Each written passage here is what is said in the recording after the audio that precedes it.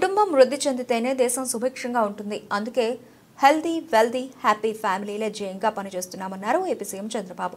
సంపద సృష్టిలో all time రికార్డులు క్రియేట్ చేస్తామని, జీఎస్డీపీ వృద్ధి రేటును ఉరకలెత్తిస్తామని హామీ ఇచ్చారు. ఇందుకోసం పక్కా ప్లానింగ్తో ముందుకెడుతున్నాం అన్నారు. నేనొస్తే అభివృద్ధి జరుగుతుందని ప్రజలు నమ్మారు. ఆ నమ్మకాన్ని వమ్ము చేసుకోను అని ప్రామిస్ చేశారు స్వర్ణాంధ్ర స్వాప్నికుడు చంద్రబాబు. 90వ దశకంలోని ఆర్థిక ఐటీ సంస్కరణల్ని అందిపుచ్చుకున్నాం. వాటి ఫలాలు ఇప్పుడు ఆస్వాదిస్తున్నాం. ఇప్పుడు మలిదశ సంస్కరణలకు టైం వచ్చింది అంటున్నారు ఏపీ సీఎం చంద్రబాబు. విద్యుత్, open sky policy, green field ఎయిర్పోర్ట్లు ఇలా అనేక రంగాల్లో మౌలిక సదుపాయాలకు శ్రీకారం చుట్టామన్నారు. కుటుంబ వ్యవస్థ బలంగా ఉంటేనే దేశం బలంగా ఉంటుందన్నదే తమ ప్రభుత్వ మూల సిద్ధాంతం అన్నారు.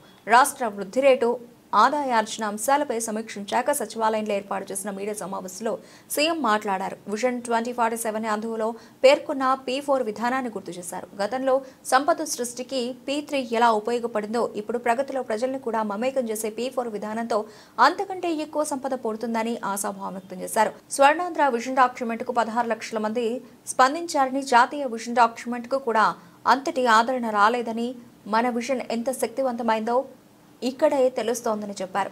రాష్ట్ర జీడీపీ వృద్ధిపై కూడా ప్రజెంటేషన్ ఇచ్చారు సీఎం చంద్రబాబు. రాష్ట్ర ప్రగతికి కీలకమైంది వృద్ధి రేటు. గడిచిన 5 ఏళ్లలో వృద్ధి రేటు 10% పరిమితమైంది. మన ఆలోచనలు కార్యరూపం దాలిస్తే ఇప్పుడు అది 15% చేరుతుంది. అదే జరిగితే జీఎస్డీపీ 347 లక్షల కోట్లకు చేరుతుంది. తద్వారా తలసరి ఆదాయం 58 లక్షల కోట్ల మేర పెరిగే అవకాశం ఉంది అన్నారు. సొసైటీ పట్ల బాధ్యతగా ప్రవర్తించవలసిన అవసరం ఉంది. అందరి బాధ్యత. నేను జన్మభూమి పెట్టాను, అందరూ డబ్బులు ఇవ్వాలి, కొంతమంది ఇచ్చారు. స్ఫూర్తి ఇంపార్టెంట్. ఇప్పుడు సిఎస్ఆర్ ఉంది, కార్పొరేట్ సోషల్ రెస్పాన్సిబిలిటీ. ఆ డబ్బులు ఇక్కడ ఖర్చు పెట్టచ్చు. ఒక 2 కోట్లు ఉన్నాయి, ఒక 10 కోట్లు ఉంది, ఒక 50 కోట్లు ఉంది. ఆ డబ్బులు తీసుకొని మేమిచ్చే స్కీమ్స్ అన్ని కూడా తీసుకొని వాళ్ళది వైబిలిటీ గ్యాప్ ఫండింగ్ కింద ఖర్చు పెట్టి వీళ్ళ పైకి తీసుకురావడం. ఎగ్జాంపుల్, ఒక ఇల్లు ఉంది, 5 మంది ఉన్నారు, ఇంటర్మీడియట్ చదువుతున్నాడు, వాడు 4 ఏళ్ళు చదివిస్తే బిఈ అవుతుంది. స్కిల్ డెవలప్మెంట్ చేసి మోటివేట్ చేస్తే విల్ గెట్ ఎంప్లాయ్మెంట్. వాడికి కానీ తెలివితేటలు వస్తే కుటుంబాన్ని ఆదుకునే పరిస్థితి అతనికి వస్తుంది. ఆ ఇంట్లో 5 మంది ఉన్నారు, ఒక చిన్న వ్యాపారం చేస్తారు, వ్యవసాయం చేస్తారు. వాళ్ళు ఏం చేస్తే ఆదాయం వస్తుందో వీళ్ళు చెప్పి హ్యాండ్ హోల్డింగ్ చేయగలిగితే 15,000 వచ్చేవాళ్ళని 30,000 చేయొచ్చు, 30,000 వచ్చేవాళ్ళని 60,000 చేయొచ్చు. అప్పుడు మనుషుల్ని ఆస్తిగా చూడమంటున్నాను నేను. అదనపు ఆస్తులన్నీ అదనపు ఆస్తులుగా చూడమంటున్నా. భూమి అదనపు ఆస్తి, వ్యాపారం అదనపు ఆస్తి, కానీ మనుషులు యాజ్ క్యాపిటల్. దాన్ని ఇప్పుడు ఏంటి, నేను కూడా ఒక గ్రామంలో పుట్టాను, మా ఊర్లో. నేను అందుకని నేను పోయి చెప్పాను మా ఊర్లో చూసినప్పుడు. ఒకప్పుడు మా ఊర్లో కొండలంతా కూడా చెట్లని కొట్టేసి రాళ్లు కనపడేటి. ఇప్పుడు బ్యూటిఫుల్ గా కనీసం గ్రీన్ గా కనపడుస్తుంది ఆ హిల్ అంతా. రేపు రాబోయే రోజు నేను అది ఊహించుకున్నప్పుడు ఎంత ఆనందం కలుగుతుందంటే, నేను సోలార్ ఇచ్చేసాను అందరికి. 2200 కుటుంబాలు సోలార్. వన్స్ సోలార్ ఇచ్చేసిన తర్వాత 2200 కుటుంబాలు ఓన్ వెహికల్ ఛార్జ్ చేసుకుంటే ఇంకా పొల్యూషన్ లేదు.